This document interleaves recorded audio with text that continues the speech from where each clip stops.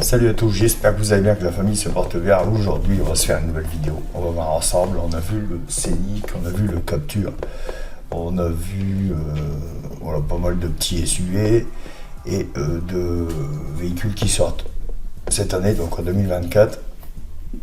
Aujourd'hui, on va se voir ensemble le Renault Symbiose, voilà, celui que vous voyez en vidéo juste derrière ma voix. Renault, je pense qu'en ce moment, ils sont en train d'évoluer. Alors j'aime bien ce qu'ils commencent à faire. Alors ils développent pas mal. Ils améliorent leur véhicule. Après, voilà, ça reste un groupe français, mais je trouve ça plutôt pas mal et ils avancent dans le bon sens. Donc là, ils nous ont sorti, enfin, ils nous ont pas encore sorti en réalité. Il doit être développé, il doit être présenté, la présentation finale. Mais normalement, c'est avril-mai. Donc là, il est censé être présenté, mais il n'y est pas encore. Donc ça va plus tarder. Donc ça va être le Renault Symbiose e-Tech, donc évidemment hybride. Hein, on s'en va tous dans ce sens-là de toute façon. Donc 94 chevaux pour un moteur 4 cylindres associé à un moteur électrique de 49 chevaux. Donc si on additionne le tout, ça fait 134, 153 chevaux. Le nouveau modèle promet ainsi de pouvoir rouler 80% du temps en tout électrique lors des trajets urbains.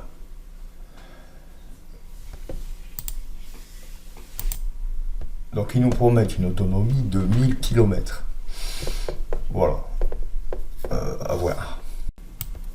Donc ils nous proposent 3 finitions. Donc le techno, l'iconique et l'esprit alpine. Pour moi, l'esprit alpine est beaucoup plus beau.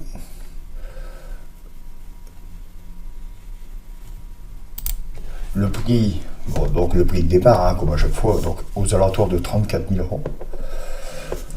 Bon, pour un familial, ça va encore. Faut pas oublier que c'est hybride aussi, alors évidemment, c'est un peu plus cher. Il sera disponible en 7 places. Alors, il va y avoir de la concurrence parce que le Dacia Duster hybride est à 28 100 euros. Donc évidemment, et puis il n'y a pas que celui-là, il y a le Hyundai Kona et le Kia Niro. Donc 32 000 de base, 32-34 000. Hein. Et les finitions haut de gamme pourraient atteindre jusque 40 000. Quelques petites photos, bon on l'a déjà vu, mais moi je dis il est plutôt pas mal. Hein. Après ça reste, voilà, c'est un familial. Donc on est sur du simple. Hein, on voit la ligne, elle est très simple, droite, pas de spécificité. On voit ici un peu les finitions du Captur.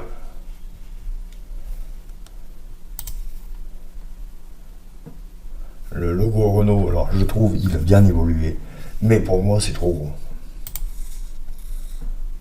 Alors, les lignes, comme je vous ai dit, hein, c'est droit, c'est rien de, c'est carré, c'est froid.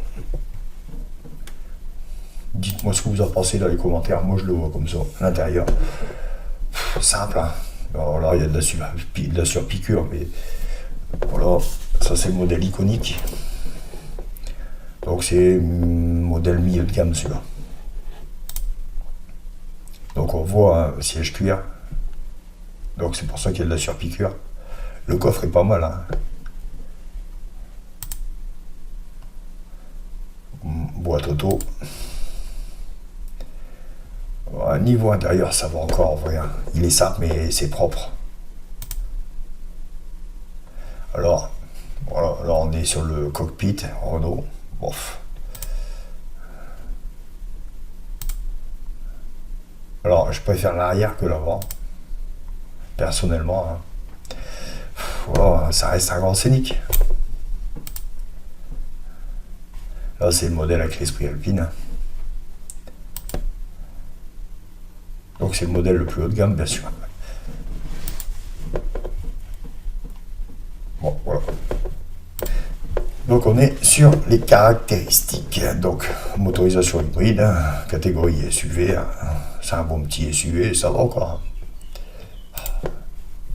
Donc batterie 1,2 kWh, consommation 4,6 litres au 100 km, longueur 4,4 m, hauteur 1,57 m, empattement 2,7 63. Alors, volume du coffre mini et maxi, 492 litres minimum et 1582 maximum. Garde au sol, 16 cm 9. Donc, il nous prévoit une date de commercialisation en début septembre 2024. Donc, ça reste à voir. Souvent, c'est décalé un peu, mais pour l'instant, c'est prévu comme ça. Donc, j'espère que cette vidéo vous aura plu.